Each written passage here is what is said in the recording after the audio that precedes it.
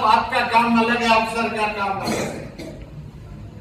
बोले अगर कोई ऑफिसर पेट्रोल का उपयोग बैंक के काम के लिए किया हो तो आप हमको दिखा दो उस आदमी को, हम लोग उसको श्रम पुरस्कार के लिए राष्ट्रपति के पास आवेदन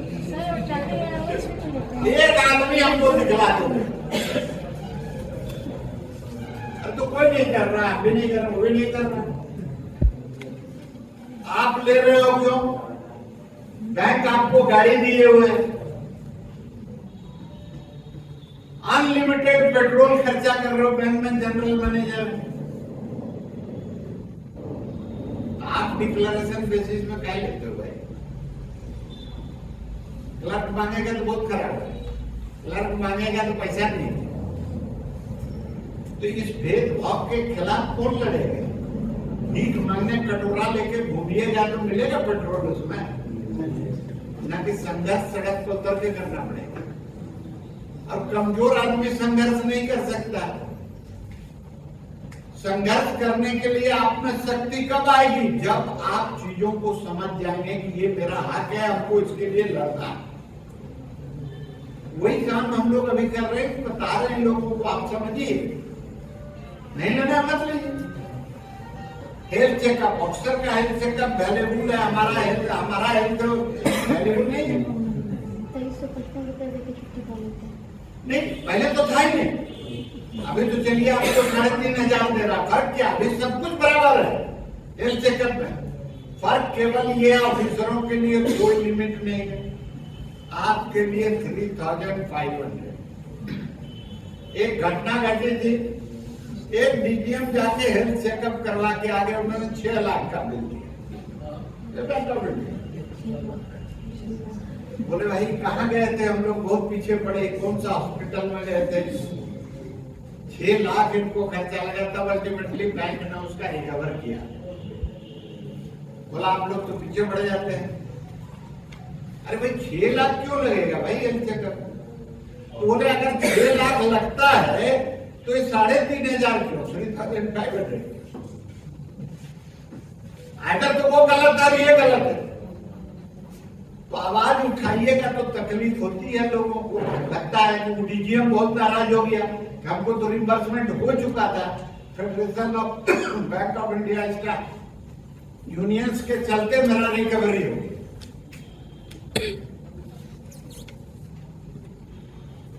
एक अधिकारी संगठन के बड़े नेता थे, रिटायरमेंट के बाद उन्होंने बैंक से मेडिकल ट्रीटमेंट के लिए 10 लाख रुपया एडवांस दिया।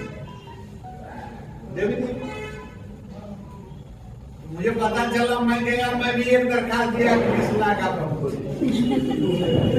बोला आपको कैसे मिलेगा? मुझे इनको मिला तो मुझे क्यों नहीं मिला? बोला कहाँ दिया? उसको भी ढूंढ के बोला रिकवर करो कर उसके बाद। इसलिए अधिकारी संगठन में कुछ लोग नाराज हो जा रहे तो मैं क्या करूंगा भाई? हम तो आपके घर डकैती करने नहीं गए। आपका सैलरी तो लिए नहीं, आपके अकाउंट से पैसा तो हम नहीं निकाले। बैंक है, हमारी भी एम्प्लॉयर है, आपकी भी एम्प्लॉयर है। आपको कोई सुविधा दे रही है उसके विरोध में हम नहीं है, लेकिन हम अगर मांगेंगे तो आप उसके विरोध में क्यों खड़े हो जाएंगे? क्यों खड़े हो जाएंगे?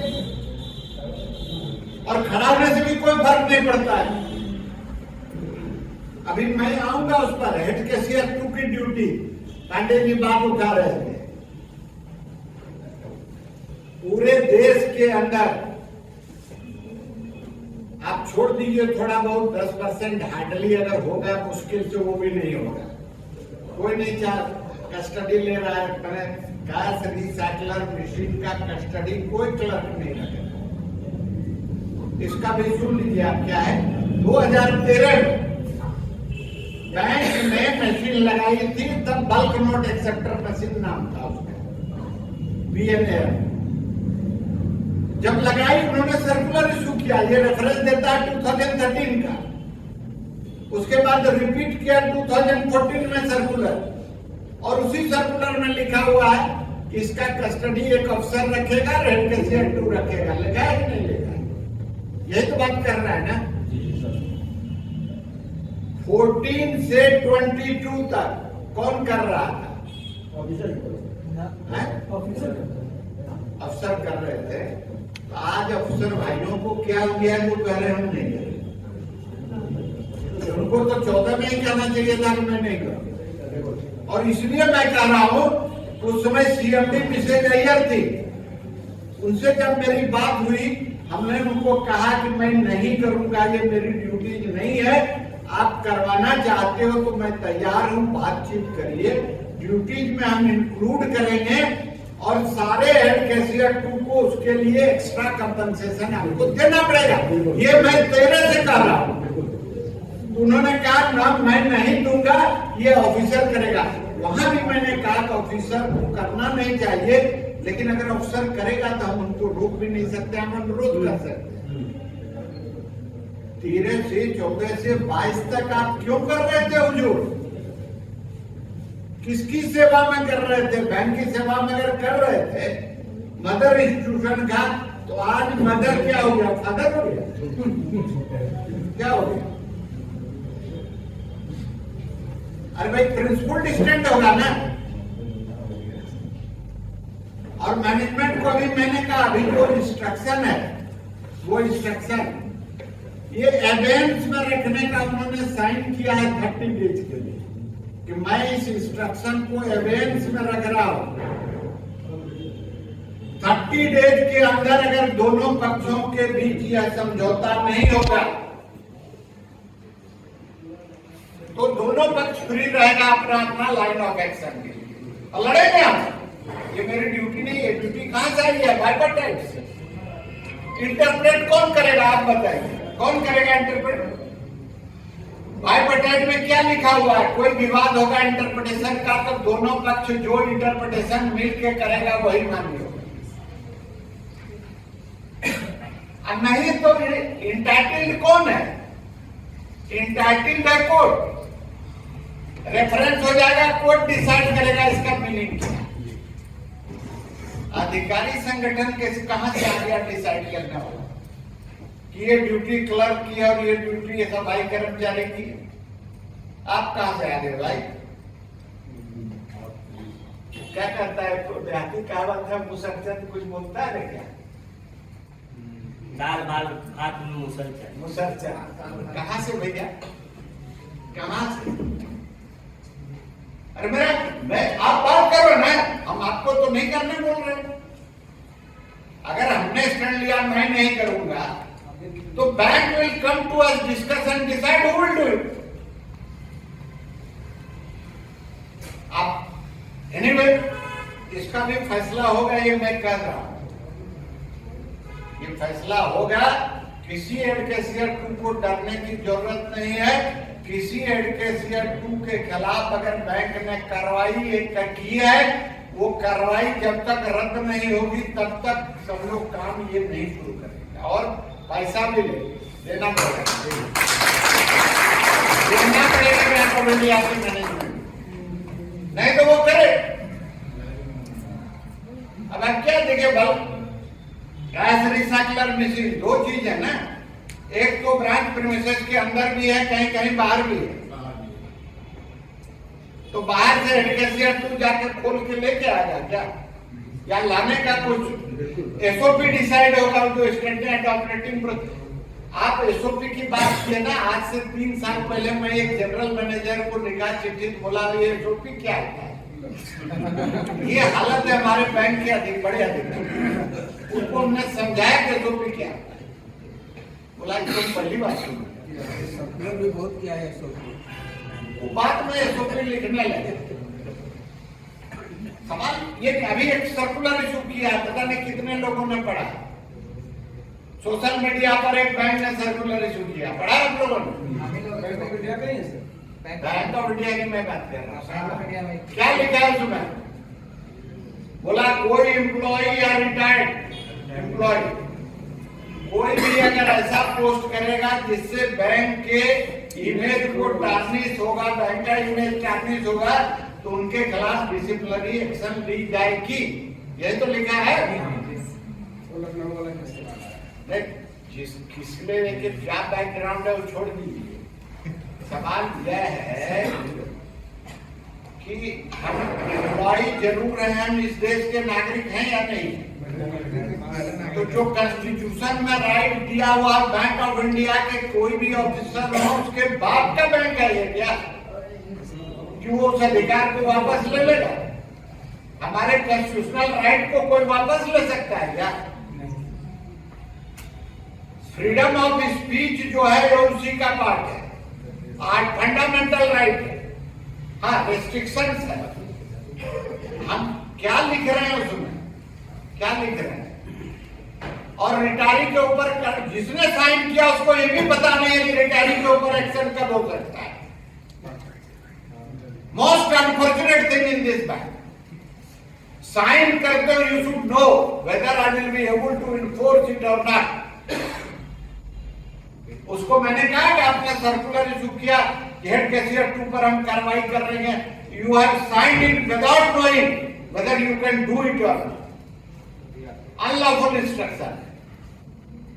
और लड़ेंगे, भले आदमी यहां मीटिंग में आवे या नहीं आवे, federation of bank of India staff union इस लड़ाई को लड़ेगी और उसको सेटल भी कराएगी, बाद में भले आप उसका लाभ लेते रहिए।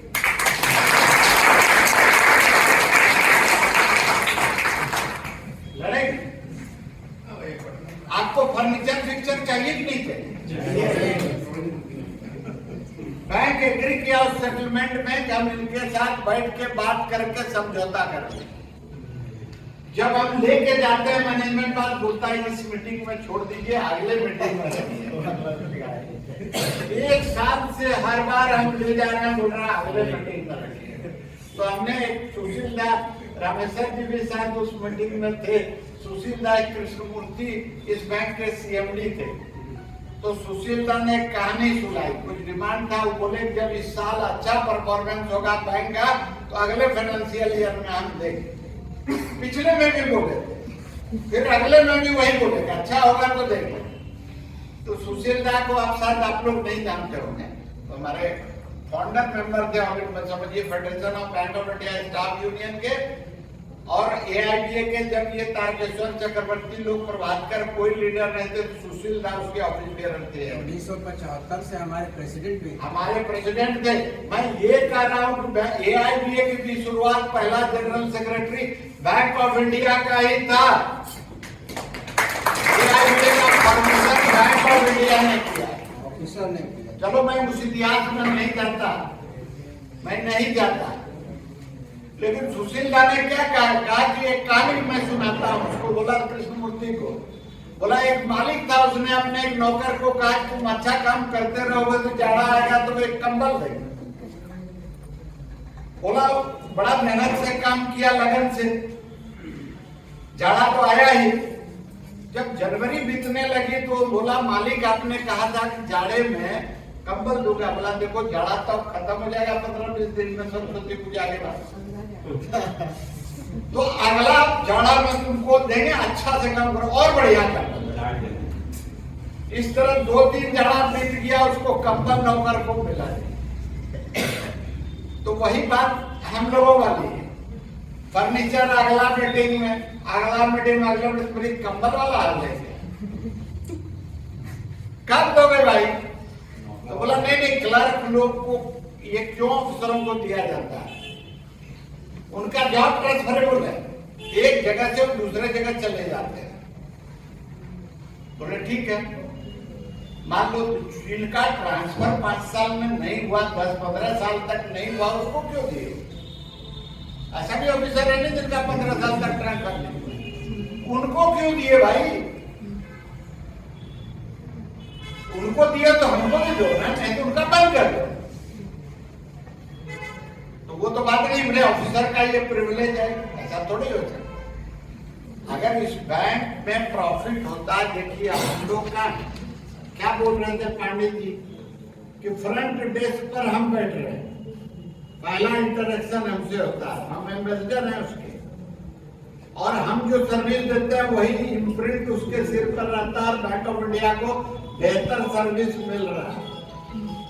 आपने किसी भी ब्रांच में शायद ही किसी अधिकारी को पाया होगा क्योंकि कितनी भी भीड़ हो आके वो मदद करके ग्राहक को सर्विस दे पाया आप लोगों ने? अरे भाई बताइए, और भगाते ही तो सर्विस कौन दे रहा है? तो हमारा योगदान ही नहीं है, इसमें कुछ प्रॉफिट में पैसा लेने का है नहीं है? लड़ेंगे यार, नहीं मिलेगा नहीं मिलेगा। अरे नहीं तो है ही, लड़ेंगे मिलेगा तो ठीक है, नहीं मिलेगा तो उसको जितना दूर तक लड़ता होगा लड़े। तो फर्नीचर और फिक्सचर का उस एग्रीमेंट में हम लोगों ने कहा ये वायलेशन है। आप मेडिकल इंश्योरेंस की बात कर रहे हो, उस एग्रीमेंट में क्या लिखा हुआ आप लोगों ने पढ़ा ही नहीं। आप बोल रहे हैं उस दिन चीफ जनरल मैनेजर एचआर ने ये बात कही कि मुझे अगर ये इम्प्लीकेशन पता होता तो हम उस सेटलमेंट पर साइन ही नहीं करते। साइन करने के बाद समझ नहीं पाए थे कि क्या लिखा हुआ। तब बोले कि इन्होंने ड्राफ्ट करके दे दिया, हम साइन कर दिए। हमने ठीक है, जब साइन ही कर दिए तो ये आप पुलिस थोड़े ले सकते हैं कि ड्राफ्ट हमने किया कि आपने किया। किसने किया? साइन है आपका मतलब हमने किया है। डिपार्टमेंट का ऑफिसर आपको एक नोट पुटअप किया, आप साइन कर दिए, वो आपका है भाई, नहीं है? तो बड़े साहब लोग को आदत हो गई है, कहते कि तो हमको वो मिसगाइड किया। छोटा लोग हम कुछ नहीं देखते, पढ़ते लिखते हैं, तनख्वाह चाला 5 लाख लेते हैं। ये बात है। अब तो मैं उसमें क्या लिखा हुआ है देखिए, आप 100 रुपीज क्लेम किए, हमने उसको गाइड करने की कोशिश की है। It is outside industry level settlement. हमने ये कहा कि हमारा मेंबर जो है वो क्लेम करे। सपोज हमने 100 रुपीज क्लेम किया, इंश्योरेंस कंपनी ने मुझे 50 रुपीज दिया, 50 नहीं मिला। उस 50 का सेकंड स्टेप क्या होगा? एक तो बफर है, आप बफर से क्लेम कर सकते हो, ये तो है बैकडाइट के। आपको जो पैसे नहीं मिले वो आप बफर से क्लेम कर सकते हो। आप बफर से क्लेम किए, सपोज 20 रुपीज मिल गए, मिल सकता है। 70 मिल गया आपको, 30 नहीं मिला। इस सेटलमेंट में है वो 30 रुपीज आपको बैंक ऑफ इंडिया के अवार्ड स्टाफ के लिए एक्सग्रेशिया स्कीम से पेमेंट करना पड़ेगा। ये सेटलमेंट में लिखा हुआ है, जिसको अभी बैंक लागू नहीं करना चाहता। सेटलमेंट साइन करके तो गलती से कर दिया, तो गलती से तो हम लोग भी काम कर रहे हैं। हम लोग को भी बिना काम किए तनख्वाह मिलना चाहिए, हम लोग भी गलती से काम कर रहे हैं। क्या बात है? तो ये जो मुद्दे हैं, इन मुद्दों पर लड़ाई, प्रमोशन सबऑर्डिनेट स्टाफ से उसमें तय है 2020-21 का 1000 प्रमोशन देना है सबऑर्डिनेट टू क्लरिकल। 350 उन्होंने दिया, 650 प्रमोशन नहीं दिया। क्यों नहीं दे रहे हैं? क्लर्क की संख्या बढ़ जाए, इसके चलते अब प्रमोशन नहीं दिए। अपना है जनरल मैनेजर आजकल 4 है, तो बोला बैंक ऑफ इंडिया में 8 होता है।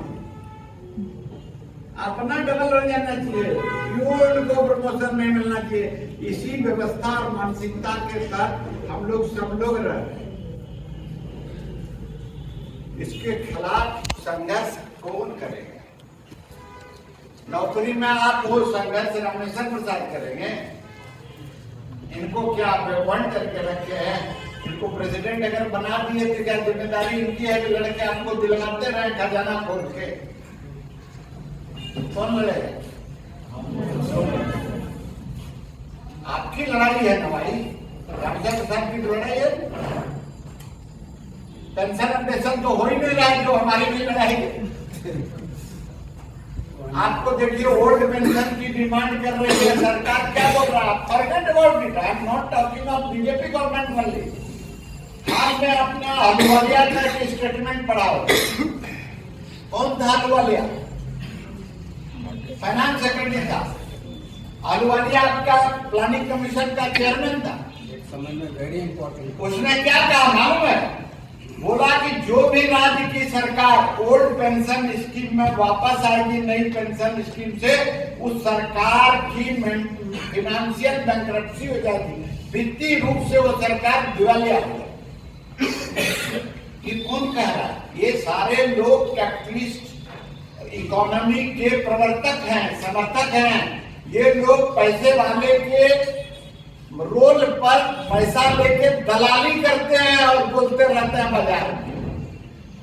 IMF कितने लोगों को पैसा देता? अहलूवालिया आज भी पेरोल पर है, बिना काम किया IMF उसको पैसा देती है। क्या देती है भाई? हमको कहने दी, रामेश्वर प्रसाद इंजीनियर है, इनको कहने दिया, इनको अदाने दिया है 50 रुपया भी, ये इलेक्ट्रिकल इंजीनियर है।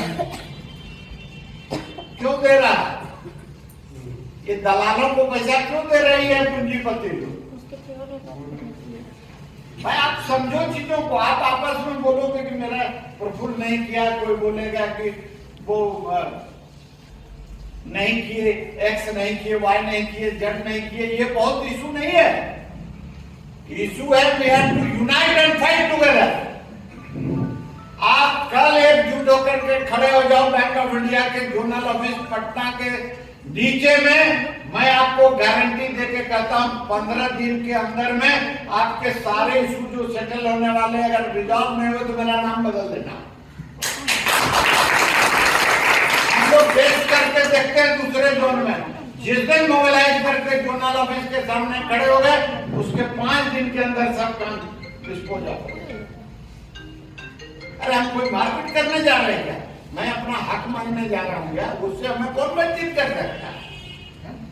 बोल रहे हैं कि 4:55 में निकल गए तो मैं वो, अरे हम 4:55 में नहीं जाएंगे, हम 9:55 में जाएंगे। तुम्हारे घर के सामने ही जाएंगे। पुलिस बुलाओ, बुलाओ तुमको जिसको बुलाना है।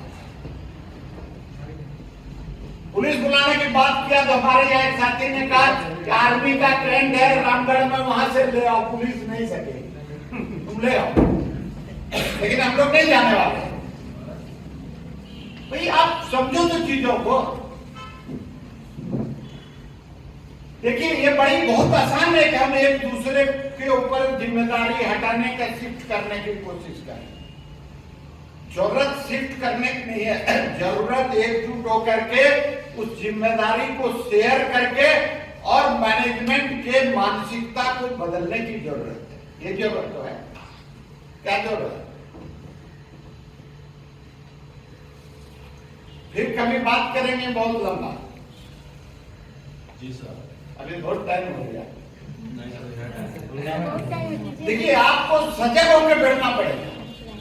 व्यक्तिगत किसी से कोई लड़ाई नहीं। मेरा क्या लेना देना बताइए? कल मुकेश शर्मा जी यहाँ डोनर मैनेजर थे, आज उनसे मुलाकात हुई आपकी होगी।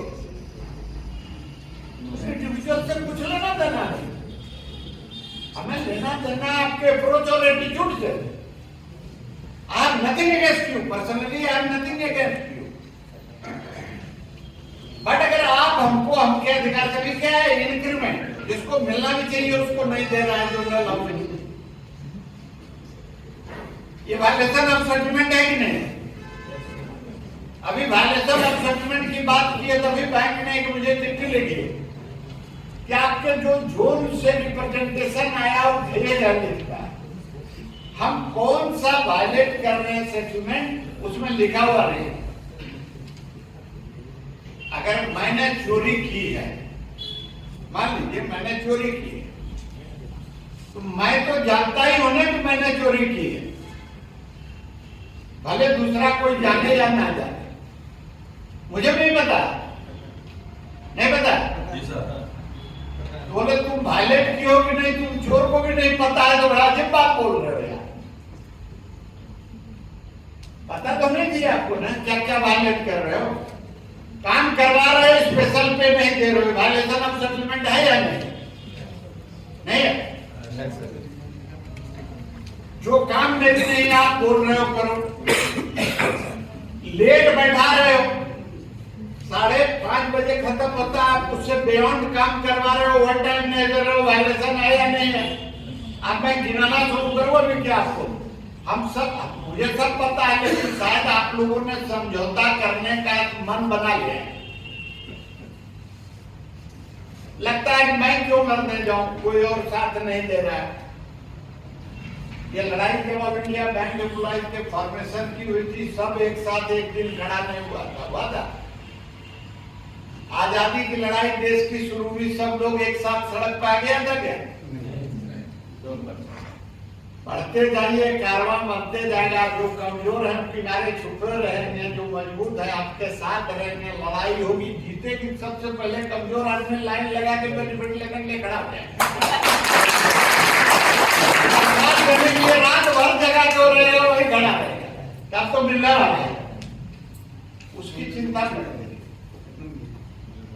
बिल्ली भी कुत्ती है ना, तो अपना धूल भगा के कुछ से तब आगे बढ़े। बिल्ली से भी बदतर है जो अपना भी काम नहीं कर पाता।